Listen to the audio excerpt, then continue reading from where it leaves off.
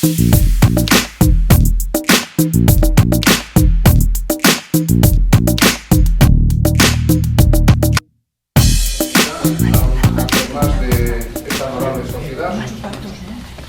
esta ocasión vamos a presentar un libro que para nosotros resulta de interés por variadas razones. ¿Se me oye bien, no? Sí.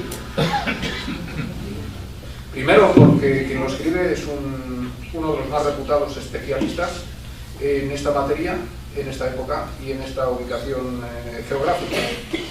Y segundo, pues porque va en el espíritu de los tiempos. Los temas históricos están de moda y no hemos de ver en esto una habilidad social más, sino un producto de las circunstancias. Después de una época en la cual estábamos acostumbrados a que la historia, sobre todo en referente a la guerra civil, a nuestra historia más reciente, fuese utilizada como arma arrojadiza de las más a favor o en contra de las más diversas tendencias políticas, ahora empieza a escribirse un nuevo tipo de historia, más ceñida a los hechos y al análisis objetivo. Y por eso debo decirles que para el sitio es todo un honor presentar este libro y servir a este revival de la historia en todas sus facetas, hecha con fundamento, con criterio científico y sobre todo, lo más importante, sin partidismos. Me cuenta el autor que en Álava, donde ha tenido lugar la primera presentación de este libro, hubo un turno de debate bastante vivo y muy interesante. Yo les animo a ustedes que no se corten un pelo, que si alguien tiene una cuestión relacionada con este tema, una pregunta, siéntase del todo libre para tomar su turno de palabra, porque la sociedad del sitio es así. Se debe a su público, a sus espectadores. Una vez terminadas las presentaciones y las conferencias, distinguido público, ustedes son quienes mandan. Y ahora, sin más, para no abusar de su paciencia, me gustaría ceder la palabra a mi compañero Ricardo Gutiérrez, que nos trazará una breve semblanza biográfica y hará un listado de los méritos de nuestro conferenciante. Buenas tardes. Para todos aquellos que nos apasiona la historia de España en general y la del País Vasco en particular, el que el amigo Germán publique un trabajo nos llena de satisfacción, porque siempre nos aporta datos totalmente desconocidos y más sobre su especialidad, que es la guerra civil en el País Vasco y especialmente en la provincia de Álava. Teniendo en cuenta que su trabajo siempre es fruto de una exhaustiva investigación, recopilación de datos en archivos, es un auténtico ratón de biblioteca, y el caso concreto de este libro es muy peculiar. Explica cómo Álava, siendo una provincia muy pequeña, en los años 30 una provincia eminentemente rural, muy católica, con muy escasa actividad política, resulta que al estallido de la guerra civil, junto con Navarra, es la provincia que más porcentaje de voluntarios aporta al denominado bando nacional, bien a las unidades militares de la provincia o bien al encuadrados en el requete carlista.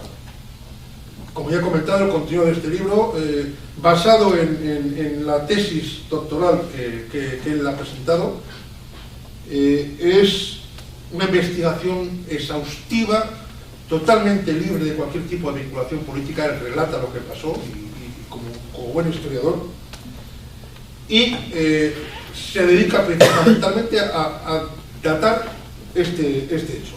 Este libro, que ha sido editado por Ediciones Beta, siguiendo el formato de anteriores libros hechos por el autor o con el autor en cooperación con Sancho de Biolco, asociación con la que Germán colabora asiduamente, unido a la enorme calidad del autor.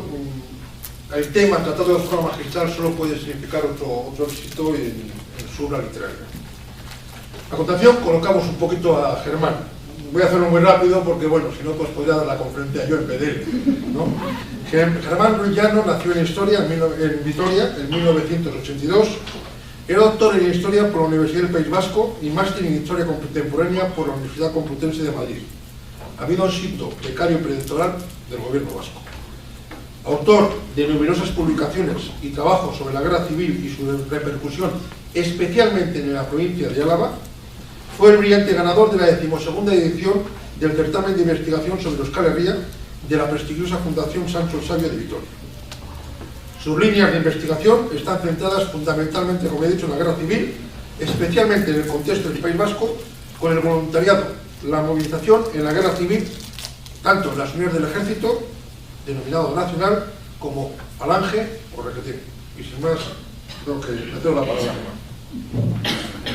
Muchas gracias al amable público por venir en un día no especialmente lluvioso, lo cual hace que tengan bastante mérito, por venir a la presentación de un libro que no es sobre Vizcaya, por lo cual tampoco invita mucho a priori, y agradecer también a la sociedad del sitio, a Ricardo y a su presidenta por invitarme a presentar el libro aquí.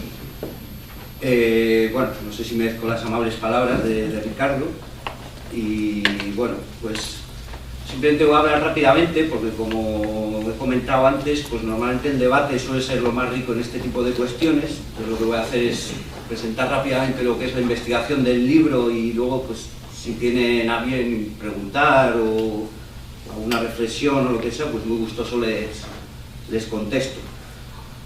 Bueno, este libro es el fruto de mi tesis, la adaptación literaria.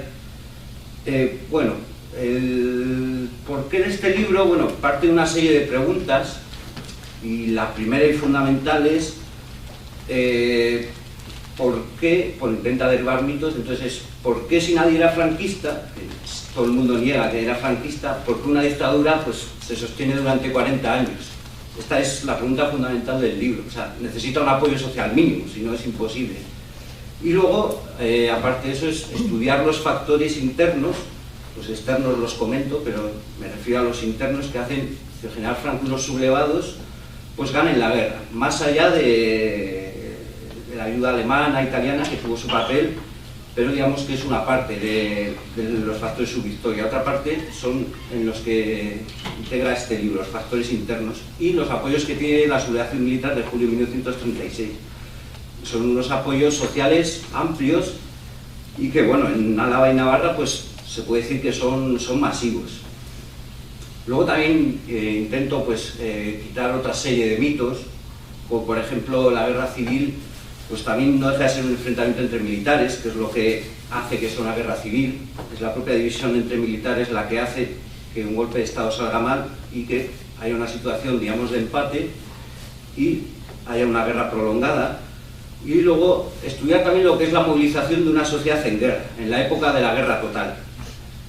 No solo estudio los voluntarios, también estudio la movilización de los forzosos y, digamos, lo que conlleva esa movilización de forzosos, lo que son los prófugos, los desertores, también la movilización de las mujeres y de la sociedad civil, su papel de, pues, había que donar dinero, comida, ropa, y también el papel de la mujer como enfermeras, secretarias, etcétera, etcétera. Es un papel también fundamental a la hora de apoyar a los combatientes, también un papel, pues, normalmente se ha estudiado a las milicianas en zona republicana, pero digamos que el papel en zona franquista de la mujer ha quedado un poco oscurecido por falta de investigación. En este sentido también estudio también a los combatientes alaveses del bando republicano. Les estudio a ellos y luego estudio el uso que hace el régimen de ellos. Porque una vez que caen prisioneros, una parte de ellos son movilizados y acaban combatiendo por los dos bandos, paradójicamente, y acaban integrándose en el bando vencedor, y luego también el papel de los trabajos forzosos. Se hace una masa de prisioneros, entonces por lo tanto no se les puede estar, por decirlo de alguna manera, comiendo la sopa boba en los campos de concentración. Hay que movilizar esa mano de obra, sea como combatiente o fortificando y demás. Ese es otro de los factores de la victoria de los sublevados, que es movilizar a su favor a los que han sido los contrarios hasta el día anterior, lo cual lo hacen de manera bastante eficaz, simple. Que esa es la palabra que define el esfuerzo de guerra, primero de los sublevados y luego de la propia dictadura franquista, es eficacia. Frente a la ineficacia o a cuestiones que lastraron el esfuerzo de guerra de la República, a través de las divergencias políticas y demás, En zona sublevada eso se corta de raíz. Ese es otro de los capítulos del libro, cómo se forja una retaguardia unida. Aparte de ello, uno de los capítulos, al hilo del apoyo social de la sublevación, es el hecho del papel de la sociedad en la delación y en la represión. Digamos, esto podría ser quizá lo más polémico, que es el papel de la denuncia, y también cómo una parte la mayor parte de la sociedad se convierte en denunciante o informante, y otra parte más minoritaria se convierte en ejecutora, mediante el asesinato, que va por motivaciones varias, desde la pura venganza personal hasta la creencia sincera de que a través del asesinato del rival político, pues digamos, estaba la salvación de España frente a la revolución, al comunismo, etcétera, etcétera.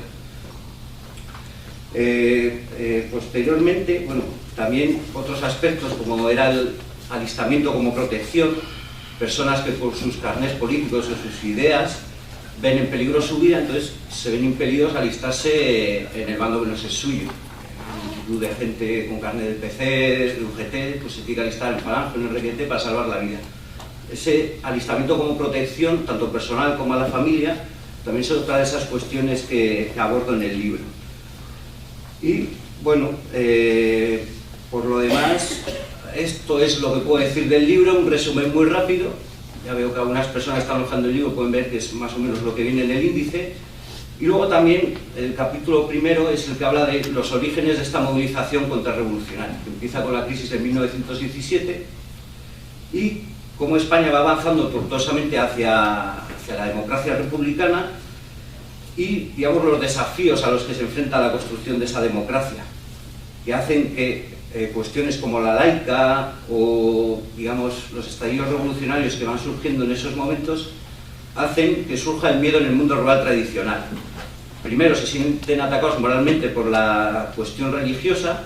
En este sentido, no hay distinción entre derechas y nacionalistas. Ambos son igualmente católicos y ambos, en el primer bienio reformista republicano, se sienten agredidos moralmente. Por ejemplo, hay diversos enfrentamientos por la cuestión de los crucifijos en las escuelas y demás. Y luego el miedo en su percepción progresiva que hubiera un estallido revolucionario triunfante en España que les quitara sus tierras, sus animales y hubiera una socialización. Eso choca profundamente con el mundo rural tradicional, que ya no existe. Y este mundo rural tradicional de la época, formado por pequeños propietarios católicos, hace que, digamos, a través de las viejas redes sociales del carlismo que viene desde el siglo XIX, en julio de 1936 se movilice. Y en este sentido esto hace que sea una movilización masiva del mundo rural para acabar con aquello que veían con miedo, que era, pues eso, la revolución con mayúsculas, los ateos y demás, estas nuevas ideas que llegaban y que amenazaban con llevarse por delante todo lo establecido. Entonces, posteriormente también se estudia, el requete es lo viejo, el carlismo, también se estudia lo nuevo, que es Falange. Falange, un partido fascista, lo novedoso, lo que viene de Italia, de Alemania, y cómo acaba convirtiéndose de un grupo marginal, pues casi en uno de los referentes del régimen franquista, una vez depurado también de sus, digamos, elementos más utópicos. Quienes se adaptan también se meten en el régimen y continúan, son ya muy conocidos seguramente por ustedes los casos como Girón de Velasco, etcétera, etcétera. Entonces, digamos que esto viene a ser lo que es este libro. Entonces, bueno, como no me quiero extender más, y como he dicho, prefiero que haya un debate con el público, que pregunte y demás. Entonces, bueno, les cedo la palabra a ustedes para lo que tengan a bien preguntar o comentar sobre estas cuestiones. Damas y caballeros, como hemos dicho antes, suyo es el turno de palabra. Quien quiera plantear, usted, caballero. Yo quería preguntarte, para esto del voluntariado yo lo pondría casi entre comillas, porque creo que tuvo una función muy importante el clero en los pequeños pueblos rurales. Sí, el clero tiene su influencia. Al fin y al cabo los sacerdotes son la fuerza moral de los pueblos y demás, son un referente. Sin embargo, lo que he descubierto que no es fundamental, porque por ejemplo se acusaba a que en los pueblos donde había un sacerdote nacionalista no salían voluntarios, y sin embargo investigando demuestro que no es así. O sea, el sacerdote podía ayudar, pero no es un elemento fundamental, porque lo fundamental suelen ser los enfrentamientos locales dentro de los propios pueblos. En este sentido, el mundo rural, cada localidad es muy diferente y tiene unas dinámicas particulares, cada sitio, cada comarca. Entonces, sí que hay pueblos, por ejemplo, sí que cuento el caso de un pueblo donde los mozos de un pueblo le preguntan al cura qué había que hacer, y él dijo, no, hay que alistarse en el requete porque hay que defender la religión. Pero sin embargo no me he encontrado que eso sea lo fundamental. Fundamental eran los factores locales de enfrentamiento. O sea, no parece que los sacerdotes tenían su influencia, pero no llegaba a ser fundamental. No sé si le contesto, me extiendo un poco más. O sea, quiero decir, la religión también es importante, pero también, por ejemplo, el que el vecino pues tuviera un enfrentamiento con él a cuenta de un árbol, una linde, eso también, si por ejemplo ese vecino militar en izquierda republicana, pues el que le enfrentaba pues se metía en comunión tradicionalista o demás, porque tampoco había grandes ideas. Sin embargo, sí que hay, o sea, porque la política llega a los pueblos normalmente cuando llega a la república. Entonces, esos enfrentamientos locales al final se acaban politizando en esa época, y eso es lo que hace que finalmente la gente se movilice, más que la influencia de los sacerdotes, que también hay, pero me he encontrado más que son motivos más mundanos.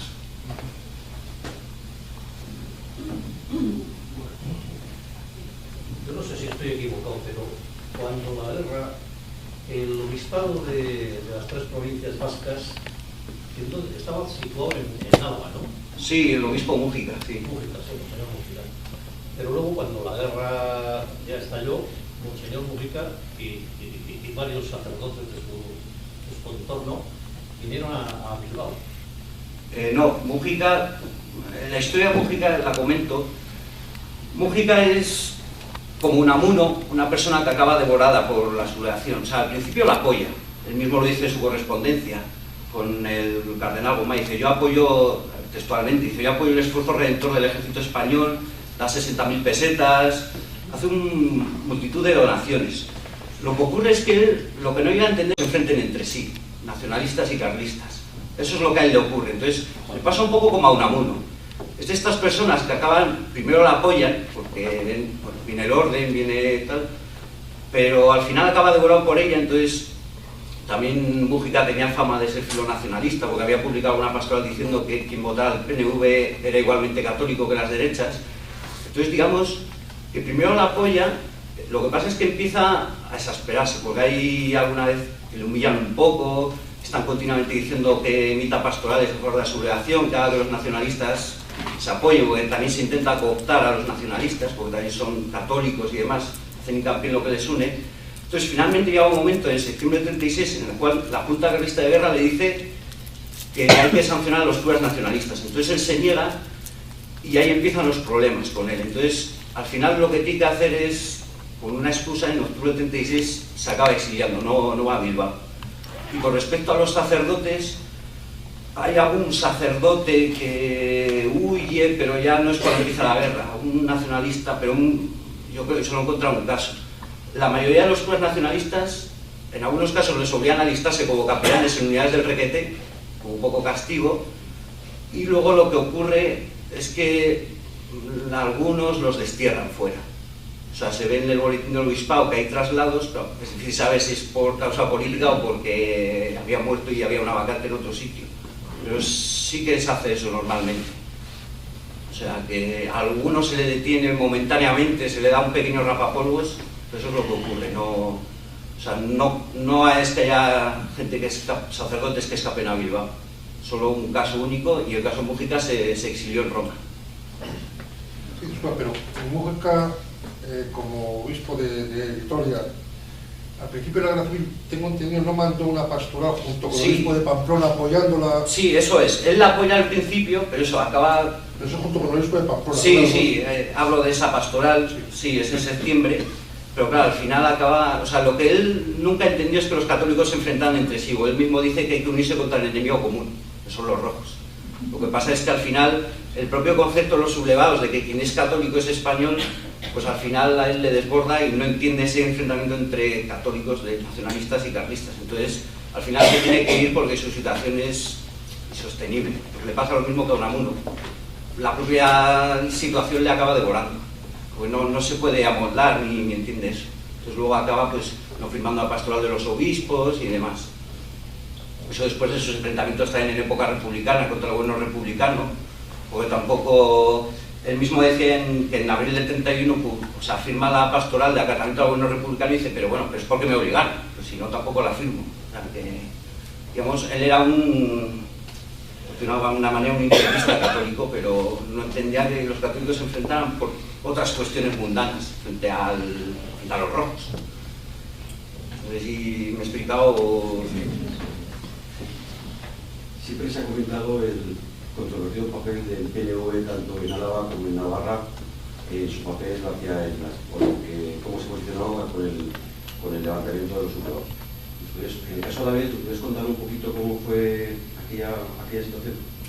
Sí, el PNV se extiende en tres, bueno, la militancia o los dirigentes es un poco complicado y es que también es complicado ver, pero bueno, sí que hay como unas líneas de actuación que más o menos. Hay tres grandes actitudes, dos minoritarias y una mayoritaria. Una minoritaria es una parte que se une a los sublevados en defensa del catolicismo, el orden social. Esta es una parte minoritaria, así que he contado unos casos de nacionalistas que el propio 19 de julio se alistan voluntarios en el ejército en Requete. Este caso es claro, sí que hay una parte pequeña. Luego otra parte pequeña no acepta estos hechos consumados y huye a Guipúzcoa y a Vizcaya. También son pocos. He hecho una estadística de los huidos de Álava y ocupan el cuarto puesto, detrás de la CNT, el PSOE. Esto también tiene varias razones. Primero, la represión al PNV le coge un poco de soslayo, porque como he dicho antes, le intentan cooptar. Entonces, no es como un militante de la CNT, que o se va o le mata. Entonces, tiene cierto margen. Entonces, y luego la mayoritaria es que optan como una posición geográfica, o sea, pues se quedan en casa. Entonces, algunos pocos también, pues son presionados y demás y se tienen que alistar obligatoriamente también. En otros casos, a partir de septiembre del 36, que hay casos en Falange y demás, eso es porque las presiones o el miedo hacen que se alisten. Pues sin embargo, la mayoría pues se queda en casa y pues aprovechando que tampoco la represión les da de pleno y que les intenta cooptar, pues quedan como neutrales. La afiliación política de los soldados forzosos más numerosa es la de los nacionalistas. Por eso, se explica por eso, los izquierdistas o han perecido, o la represión se te va con ellos, o han huido, los militantes de derecha se han alistado voluntarios y ellos pues han quedado en casa. Entonces, cuando llega la movilización de su reemplazo, se alistan en el ejército. Entonces, poco entre comillas, se quedan neutrales. En Navarra, pues más o menos parecido. El tema de Navarra lo he estudiado, yo soy sueca, en un libro que se llama El nacionalismo en Navarra. Le remito a ese libro porque sí que cuenta y es un poco paralelo. O sea, la represión en Álava les afecta un poco más que en Navarra, pero sí, es más o menos parecido. De hecho, bueno, en el caso de Navarra es conocido el de Urmeneta, que fue alcalde de Pamplona, que tenía, su padre era nacionalista, él parece que también, entonces se alista, no queda muy claro si por salvar un poco la situación o por ideas, pero bueno, acaba pues integrándose en el régimen, como tantos otros. Luego también muchos nacionalistas de clase alta, empresarios y demás, pues también se amoldan a la situación también sin mayor problema. Digamos que ser nacionalista se pagaba la militancia con dinero, en el caso de las izquierdas es con sangre.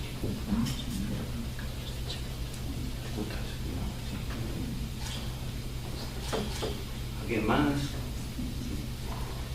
Me consta por datos muy concretos que tengo en mi familia que el voluntariado Requete era de una edad muy joven, incluso de 15 años, lo tengo en mi familia. Sí, yo tengo uno de 13. Pero sí que es muy joven, pero sí que hay gente también mayor. El de Falange es mucho más joven. La media edad de los falangistas es menor. O sea, en el caso de Requete la mayoría son gente entre los 15 y los 30, pero también hay gente que se alista por 50, también hay gente mayor, incluso algún caso de padre con hijo. Es un poco más... O sea, en el caso de los falangistas son muy jóvenes, en el caso de Requete también la mayoría es gente joven, pero el margen de edad es un poco más amplio. No, pero lo que te voy a contar es cómo un crío, 15, 16 años, per se, por voluntad propia, puede ir a alistarse algo. ¿Qué tipo de presión, entre comillas, tiene? Porque en muchos casos no presiona ahí. por sí mismo, hay muchos chicos que se escapan de casa. o paterno o de familiar. Vamos a decir, hay varias causas. O sea, sí que un montón de casos de chicos que se escapan de casa para alistarse. Entonces las familias reclaman, por un lado, la inconsciencia de la edad, la guerra como aventura. Eso, yo creo que todos, cuando eres joven tampoco sabes muy bien. Luego, por un lado, también deseo de emular a los hermanos mayores que han ido. También hay casos de esos, de yo quiero ir con mi hermano a su unidad. El propio ambiente de la época, se está en guerra, la propaganda, además. Y en algún caso, el caso del chico este de 13 años, se alistó con el padre. O sea, se alistaron los dos mano a mano, como quien dice. Entonces es como un cúmulo de causas. Y luego, bueno, pues también la entrecomillada presión social de si van todos los de mi pueblo, ¿cómo no va a ir yo? Si me quedo yo aquí en el pueblo como el que no ha ido, también hay de eso. Y luego también el hecho de que cuando empieza, nadie se piensa que va a ser una guerra que va a durar 3 años. Se piensa, esto es un par de semanas, nos tomamos un café en la Puerta del Sol y volvemos a Vitoria, tan tranquilamente. Eso también es otro factor. Pues es una mezcla de todo. Ya, pero es que si pensamos que el 18 de julio fue el lanzamiento, estaban las cosechas de todas las sin recoger. Y está yendo toda la juventud que era absolutamente necesaria para el trabajo. No todos. Porque sí que cuento casos de pueblos donde el alistamiento empieza en septiembre, que es cuando se acaba la cosecha. Y pueblos... Es que yo te comento de gente que el día 2 de agosto estaban en frente defendiendo Villarreal. Por eso, pero por ejemplo también dentro de las familias también hay como una estrategia. ¿Quién va? Pues hay 4 hermanos, va uno. El mayor, el más aventurero, el que sea. Y luego también hay como una especie también de, entre comillas, relevo, así. Cuento el caso del pueblo de Antevilla, donde en efecto la mitad de la gente se queda, entonces cuando acaba la cosecha la otra mitad se alista. Y luego la propia Diputación es consciente de ello y lo que hace es ayudar a esas familias. Por ejemplo, se emite un decreto en el cual toda la persona que tuviera una trilladora obligatoriamente la tenía que ceder a las familias de los voluntarios para que cosecharan y exactamente no se perdía la cosecha ni demás.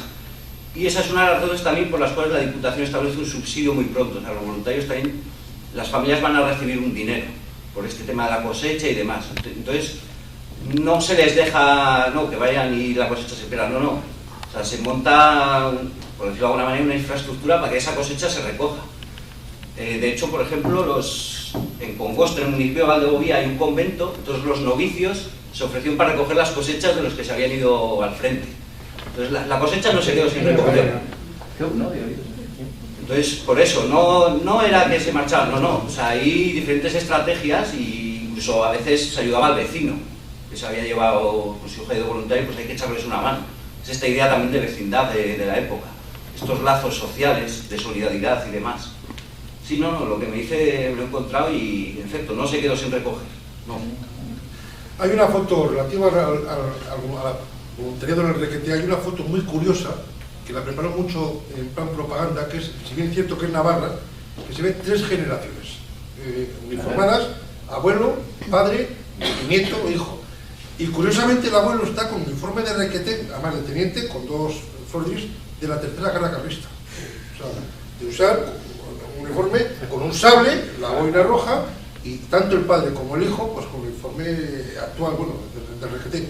O sea, 3 generaciones y la emplearon mucho como propaganda para ese avistamiento al Requeté. Oye, una pregunta. Los ejércitos internacionales de Alemania, Italia y Rusia y brigadas internacionales, por otro lado, ¿tuvieron influencia aquí o no? No llegaron a arribar. Sí. Bueno, una influencia fundamental.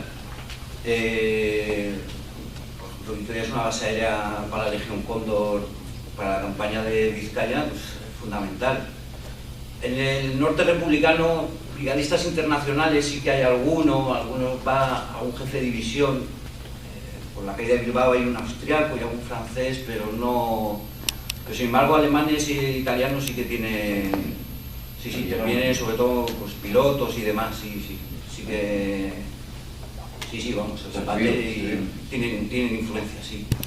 único no en tierra, pero los italianos sí que mandan tropas y alguna en Bermeo y demás interviene, pero sobre todo, en el caso de los alemanes venían en unidades de especialistas, pues en artillería, aviación, radiotelegrafía. Los italianos sí que mandan tropas, pero sí que tienen, en el 37, en el 36 no, en esos primeros 9 meses no, cuando empieza la campaña de Vizcaya sí. Claro, todos vienen de Soria, Vitoria y Burgos, ahí están las 3 bases. De hecho, también los alemanes eran muy aficionados a las inuitas locales, y las inuitas de pago locales también, porque pagaban más y eran más limpias, es decir, y usaban preservativo, lo cual ya también era un factor de influencia. Tenían su propio chalet en la zona del Prado, en Vitoria también. El Partido Nacionalista Vasco, su fundador, Sabino Arana, era un hombre muy religioso. Este hombre tenía a Dios siempre presente. Cuando estalla la guerra civil, la sublevación militar, el 18 de julio, el PNV está negociando con la República para crear su propia autonomía. Sí, el Estado Pues sí, del ¿no? Vasco, sí.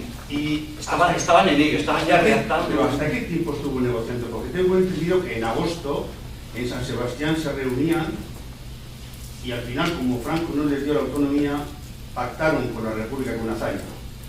Y en septiembre entraron en guerra, ¿no? Es una cuestión bastante tortuosa, porque, digamos, bueno, el propio Juana Julia Guerra lo cuenta, bueno, lo contaba el testimonio, decía, digamos, la guerra le pilla al PNV un poco a contrapié, porque ideológicamente está más cerca de los sublevados, pero claro, el Frente Popular de la República es quien ha prometido el estatuto, que estaba ya en camino. Entonces, sí que hay unas cosas muy poco conocidas, que, digamos, quienes están conspirando contra la República contactan con gente del PNV, porque no le consideran un enemigo per se, sino hacen hincapié en lo que les une, pues, el catolicismo, el conservadurismo. De hecho, bueno, en abril del 36, Telesfor Monzón en San Sebastián se reúne con varios, hay una especie de conato. En Vizcaya también hay, por lo menos, o si no se une, que por lo menos sea neutral. Entonces, lo que ocurre es que la sublevación le pilla a contrapié y continúan negociando hasta septiembre, en Madrid y demás. Sin embargo, hay sectores del PNV que están en contra, como José Jon, que es el jefe del grupo parlamentario del PNV en Madrid, que dice que es eso de colocarse al lado de los revolucionarios. Otros sectores, como Irujo o Lasarte, los diputados por Guipúzcoa, desde el primer momento se posicionan a favor de la República. Entonces, hay posturas enfrentadas. Entonces, al final, el Estatuto de Autonomía es lo que a ellos les hace que se alíen con la República. Y con respecto a lo que me comenta de que entran en guerra, es que también es tortuoso, porque sí que hay gente de Mendigoizales, gente del PNV, que, digamos, en los primeros momentos está un poco en el Frente Álava. No hay una movilización como las izquierdas, y luego, pero sí que hay algunos, también quizás de manera individual, más que en nombre del partido. Pero realmente ellos empiezan a luchar, yo creo que en septiembre del sí, es que... y en julio, que es cuando caen aquí en Guriezo, en Cantabria, sí, digamos, el PNV. Sí, es que iba a comentar que el comandante Antonio San Juan, que es enviado de Madrid para que se haga cargo de la defensa de Guipúzcoa, él lo cuenta un poco, esa, va a ser entre comillas, especulación, porque el PNV forma sus milicias en Azpeitia, creo, en Guipúzcoa, y va a pedir ayuda para la defensa de Irún. Dice, y va como cuando vas donde alguien que te va a poner varias excusas, y dice, bueno, pues si no de Irún, por lo menos atacáis la carretera de Tolosa y dificultáis el avance por ahí. Entonces, digamos que le pusieron todas las excusas para decirle que no. Entonces, un poco a la expectativa, a ver, y preocupándose sobre todo del orden público, de que no se quemaran iglesias y demás. Entonces, digamos que hay una dualidad, porque sí que hay militantes que desde el primer momento se posicionan en contra, pero claro, el partido es otra cosa, hasta que oficialmente el partido... El propio José Antonio Aguirre, cuando ya cae Bilbao, él lo que dice es acá y a la patria y nos rendimos. Lo que tengo entendido, sin saber del tema, es que debió ser más cuestión del partido que del gobierno vasco, pero ahí no puedo decirle porque no sé. Lo que sí que en Vitoria, por ejemplo, el Araba Buru Batzar al final estaba, en la noche del 18 al 19 tomó la decisión de defender la República, pero como el partido no toma una decisión, sino de manera personal. Entonces sí que se pone en contacto con el gobernador civil para ofrecerse, pero bueno, al final la sublevación triunfa, entonces se tiene que ir a casa. Entonces hay posturas enfrentadas y sí que dio lugar a debates bastante fuertes. Entonces al final es el estatuto lo que hace que acaben decantándose por la República, una vez ya que negocian y se establece.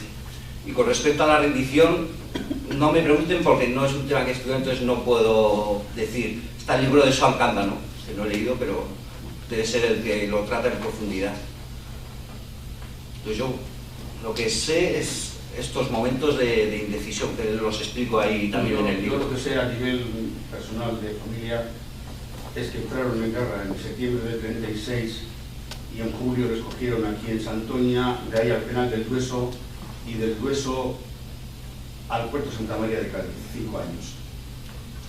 Sí, al final quien se enfrenta pues al enemigo, pues el enemigo no, de todos modos, cuando caen prisioneros también hay diferencias de actitud en los tribunales militares y demás. Una cosa es una persona nacionalista, católica, de orden, y otra cosa es un revolucionario de la CNT. El enemigo, o sea, al quien se le da palo es al enemigo social. O sea, habrá nacionalistas sí, que se les ejecute, que se les manda a trabajos forzados, pero la estadística indica que hay una mayor dureza hacia las izquierdas. Fíjate, este libro, este es mi padre, 4 hermanos estuvieron en la guerra.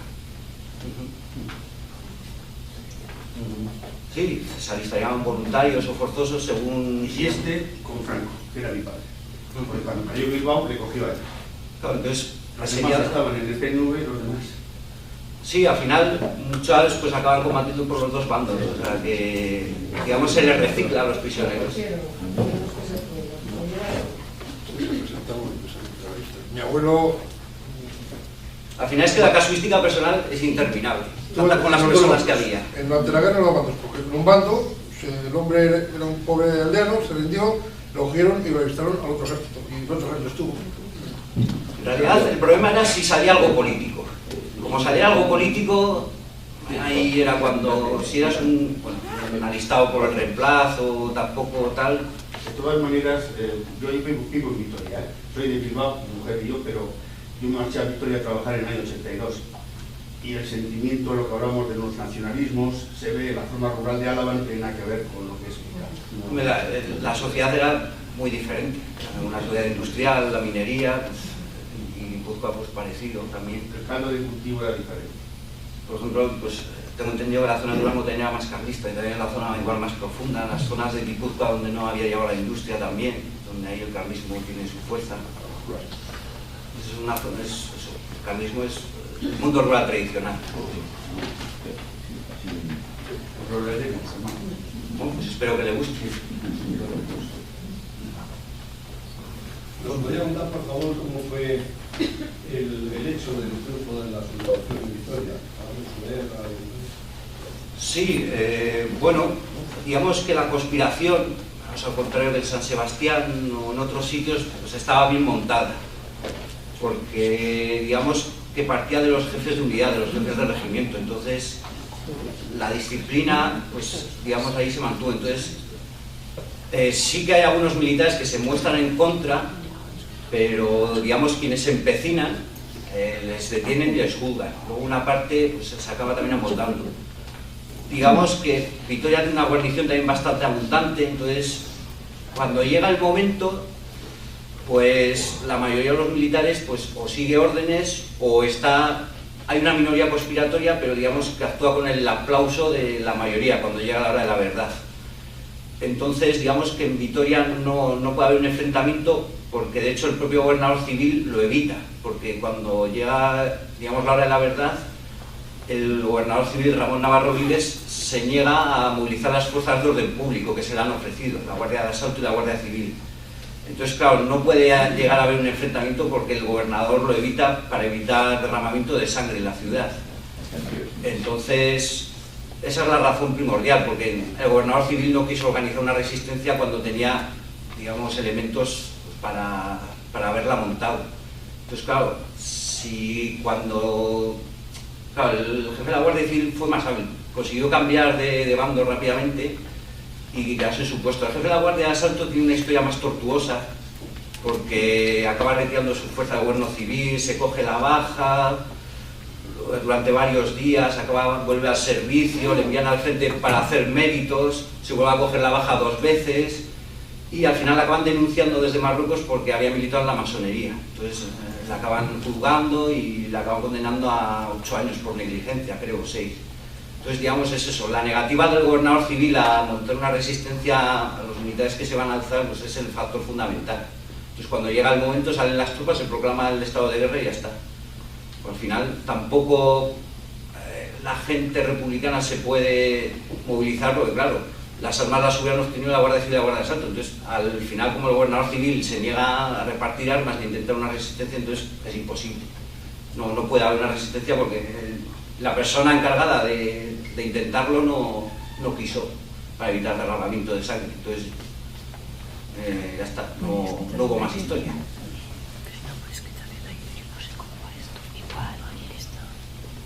Hace bastante frío, ¿verdad? Muy fuerte. Está fuerte la aire acondicionado. No sé, ¿alguna pregunta, cuestión? A mí me gustaría, si me lo permiten, terciar en relación con este tema de las lealtades divididas. En mi familia también hay casos en los que se empieza la guerra civil en un bando y se termina en otro. Concretamente, yo tengo 2 tíos que estuvieron alistados en batallones de Gudaris y después, cuando Bilbao fue tomado por las tropas franquistas, se integraron en el Ejército Nacional. Y ahora que hemos estado hablando de estos temas y veo que hay gente que ha tenido el mismo caso en sus familias, me pregunto, esta situación ha debido ser en España más general de lo que pensamos, sobre todo en lugares como Bilbao, que fueron conquistados en el transcurso de la guerra y que por tanto pues motivó a que los nacionales incorporasen tropas del ejército vencido a las suyas propias. Y yo encuentro que este tipo de experiencias, apenas se ha hablado de ellas a nivel social y las encuentro fascinantes. Y me gustaría preguntarle a Germán si alguna vez él cree que se va a escribir la historia de todas estas experiencias y de toda esta gente.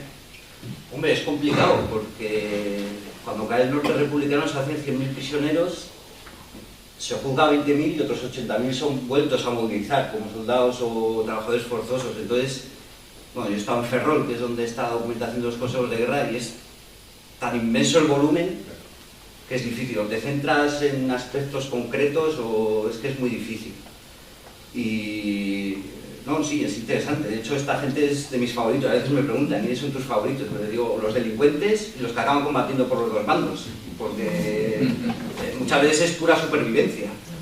O sea, o te alistabas en la legión o tal, o tenías un futuro negro. Entonces, al final muchas veces pura supervivencia, o es decir, un chico de Balmaseda, de Asturias, que le movilizan con los reemplazos de la República con 20 años en un pueblo perdido que no había actividad política, pues los propios sublevados entienden, es una movilizado forzosamente, no lo que he dicho. Si no hay nada político de por medio, quiero decir, pues, la han movilizado forzoso, no, o sea, ni es un peligro para nosotros, y en realidad le podemos cooptar y hacerle de los nuestros. Pues estas personas luego pues vuelven a los pueblos y cuentan con la ventaja de que acaban la guerra con el bando vencedor, con lo cual ya es algo más de lo que tienen muchos otros. Entonces, por eso digo, normalmente eso era lo que solía pasar, o pura supervivencia o gente que pues, resignada a sobrevivir, o no sabe, muchas veces hay gente que no sabe ni por qué combate, ni por quién. O sea, me ha movilizado unos. De hecho, hay un libro de Jorge Martínez Reverte que se llama La caída de Cataluña y cuenta una anécdota muy buena al respecto, que cuando llegan los franquistas a la frontera pirenaica, entran en un pueblo y hay un señor mayor que les dice, ¿quiénes sois vosotros? O sea, les pregunta, ¿qué hacen aquí y tal? Y le explican, pues había una guerra y tal. Entonces, ¿qué guerra? ¿Qué república? Ni se había enterado de ni le interesaba. También cuento casos de gente a los cuales la guerra les es totalmente ajena, o sea, dicen que se maten ellos. Punto el caso de un vecino del Valle de Aramayona, que queda pues, en zona republicana de julio del 36 a abril del 37, y no se quiere alistar las fuerzas republicanas, ni para nada. Llegan los sublevados, conquistan el valle, por una serie de vicisitudes al respecto del aislamiento de donde vivía y demás, no se entera que la han movilizado, ni le importa ni le interesa. El mismo se le abre una causa por qué no se ha movilizado y tal, y el propio informe de la Guardia Civil dice, no, esto es una persona que no tiene ideas políticas en ningún lado y vive enteramente dedicado al trabajo y ya está con la familia. Que se maten ellos, esto no va conmigo. Hay muchas actitudes de esas, de gente que... Eso, zonas rurales donde no hay ni actividad política, ni les interesa, ni... les da absolutamente igual. O gente que se hace la loca. Por ejemplo, cuento un caso muy gracioso en el Valle de Campezo, de una persona que es alistada, o sea, su reemplazo se moviliza en julio del 36, es de los primeros. Sin embargo, en diciembre, en Navidad, va a que le en la cartera militar y dicen, ¿pero qué haces aquí? Y dice, como estoy movilizado y tal. Entonces, claro, se abren unas diligencias y encuentra el gobierno militar, oye, que es que este da la excusa de que estuvo trabajando 6 meses en el monte. Y claro, en el ayuntamiento dicen, sí, es cierto, pero bajaba a dormir todos los días al pueblo, con lo cual es un poco difícil creer que no se hubiera enterado. O sea, luego también hay pueblos donde no llegan los periódicos, ni se enteran. O sea, de hecho, en el caso este de Aramayona es que no se había enterado ni el alcalde. O sea, no llegaba ni el boletín de la provincia ni nada, entonces, claro, muchas veces pasaba esto. Que claro, el mundo de aquella época también muchas veces vive muy incomunicado con respecto a las capitales o demás. O gente que pues, también se escondía. Hay casos de gente que se escondía pues, en el horno de pan para que no lo movilizaran, pero los propios sublevados entienden que es por miedo a la guerra, no es por una causa política, entonces simplemente pues, le movilizan y les caía un recargo de 4 años, que era el recargo normal de los prófugos. Luego ya en el año 39 se les indulta, pero normalmente a esta gente, pues, ven, no hay nada político, perfecto, se le moviliza. Entonces que tuviera un carné o se le acusara de algo, entonces ya era otra cuestión. Pero hay una amplia multitud de grises ahí en las... ¿Por qué edad movilizaban a la gente en aquella época? El mínimo forzosos con 18. O sea, si ibas voluntario, pues eso, con 16 años o 17, pues había gente que no tenía mucho escrúpulo en alistar, pero forzosamente, de hecho, la mayoría de edad en zona franquista se establece en marzo del 37 con 18 años. Porque antes, en esa época el servicio militar se hacía el año en que cumplías 21. Entonces, para poder movilizar gente más joven, porque hacía falta, pues se hace un decreto en el cual la mayoría está en 18, entonces hasta no cumplir los 18 no se te movilizaba. O sea, en zonas republicanas igual. Con 18 recién cumplidos te movilizaban, antes no.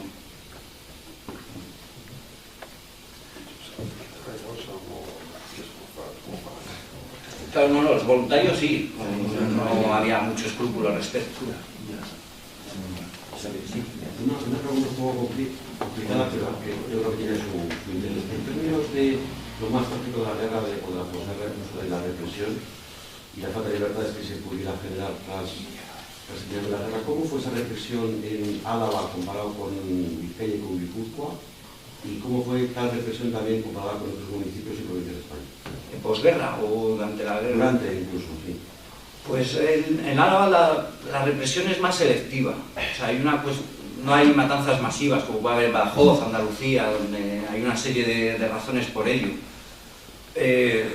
Primero porque los pueblos sublevados entendían, podían haber matado a más gente, pero entendían que no era necesario. Luego, también el propio tejido social de la provincia. Pues digamos que el Frente Popular tiene 9.000 votos, pero no lo consideran necesario. Luego, en muchos pueblos no ha habido enfrentamientos que justifiquen tener que matar a un vecino, excepto en la Guardia de la Bastilla, donde la situación sí que se había roto la convivencia, entonces ahí sí que son municipios donde la represión es fuerte. Y luego también los individuos tenemos autonomía.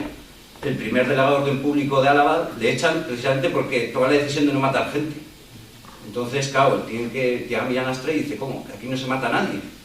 Esto tiene que cambiar, entonces cambian al de orden público, entonces ahí es cuando empieza ya la represión, por decirlo de una manera en serio. Antes había habido asesinatos, ajustes de cuentas, pero nada que ver con lo que ocurría en otros lugares. Luego también mucha gente puede escapar. a Vizcaya rápidamente. Entonces, mucha gente se puede poner a salvo. Y luego, bueno, el propio hecho, lo que he comentado, el nacionalismo. Los nacionalistas tampoco lo que intentan es atraerlos.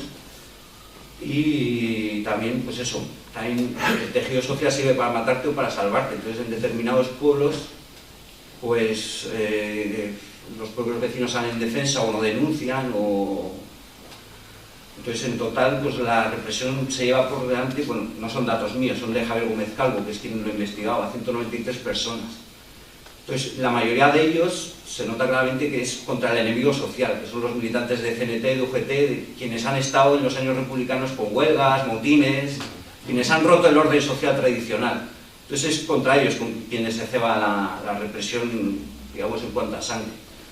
Y luego, bueno, pues en cuanto a multas y demás, claro, era absurdo multar a un militante de la CNT que vive al día, un pobre jornalero, un tornero, no tiene dinero. Entonces, por eso las multas pecuniarias van hacia los nacionalistas, hacia empresarios, gente así que pagan, digamos, su militancia con dinero. Entonces, claro, ¿quién tiene que pagar la guerra? Porque tiene dinero.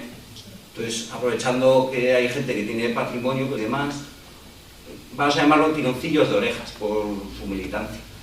Y de hecho, lo que ocurre también, que suele ocurrir en las guerras, los empresarios que se enriquecen. Entonces, hay unos comentarios en cuanto al Tribunal de Responsabilidades Políticas, que es quien se encargaba de estas cosas, y hay un informe sobre el presidente de Izquierda Republicana y sobre uno de los dirigentes nacionalistas, que eran empresarios, y se dice, estas dos personas han hecho mucho dinero con la guerra. Entonces, a estas se les puede dar un palo económico fuerte. Entonces, eso, por un lado, está... Y bueno, luego las depuraciones... Pero eso es Javier Gómez Calvo, que lo ha estudiado. Sí que hubo depuraciones administrativas y demás. En algunos casos también no es que hubiera cuestiones políticas, sino simplemente el quítate tú para ponerme yo.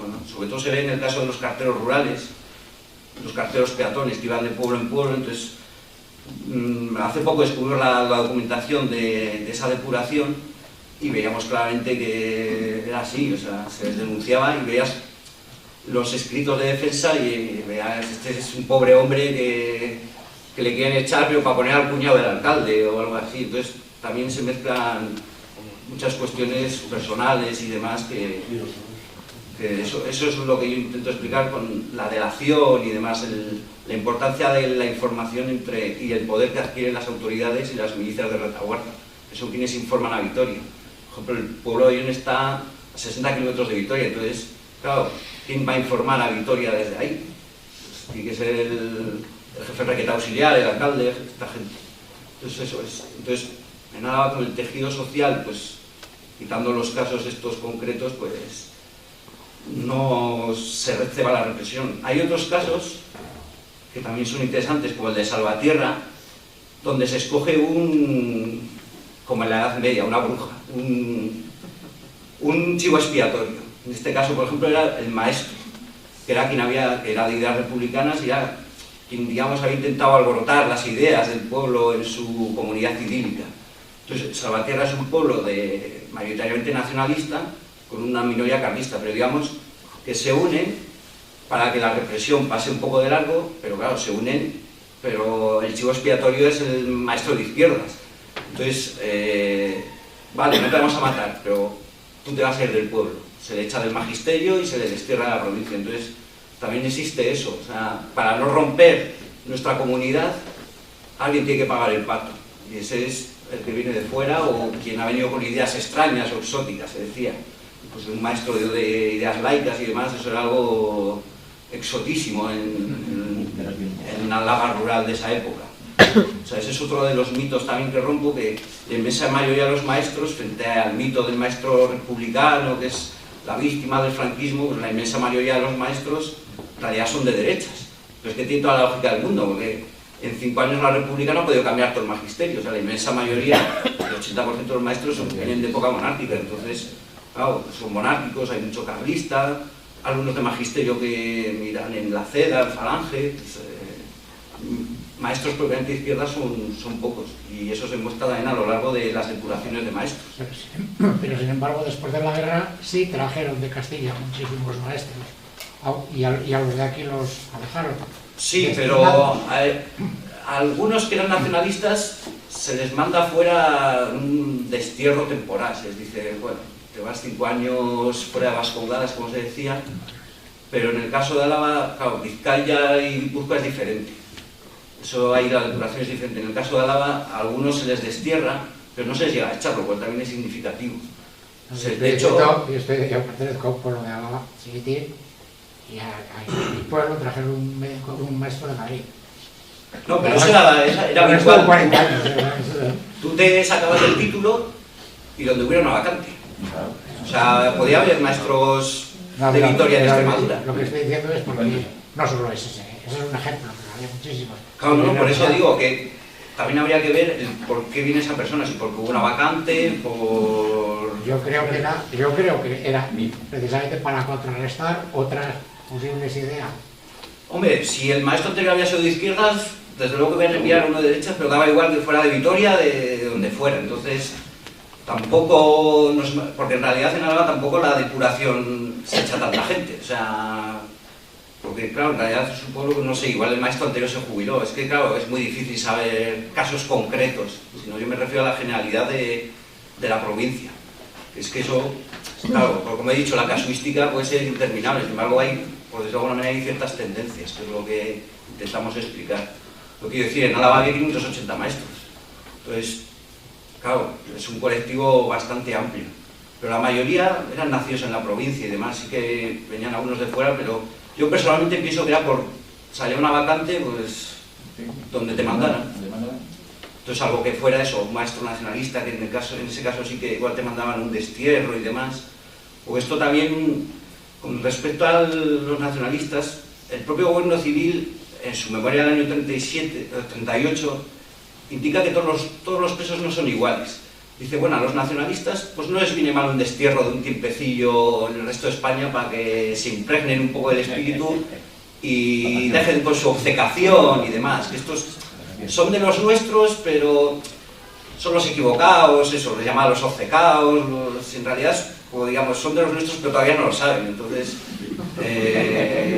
que vayan un tiempo pues, a Burgos y se impregnen y luego ya vuelvan. Como los curas a Zamora. Sí, ya se impregnan un poco de ese espíritu y ya vuelven ya pues un poco más, eso, un poco más adoctrinados. Eso, la oveja descarriada, un pequeño tironcillo de oreja, pagan unas pesetillas de multa, pero hombre, no, este es de misa diaria, este no es como uno de la CNT. O sea, que sí, existen destierros, de hecho comento algunos que hay, y esto del gobierno civil es muy ilustrativo. Que se vayan, se impregnen del espíritu nacional y luego ya vuelvan ya eso, impregnados. O sea, ya dejen de ser unos obcecados y demás. Sí, eso sí que había. Ojo, con los de izquierdas a esos no se les destierra, esos se les mete a la cárcel o se les mata. Es una represión, pero ojo, es diferente. El tratamiento es diferente y lo que digo, el mismo gobierno civil lo indica. O sea, no es lo mismo unos que otros. No es lo mismo ser conservador, tal, defensor del orden social de misa diaria, que ser uno de CNT que está todo el día con huelgas y demás.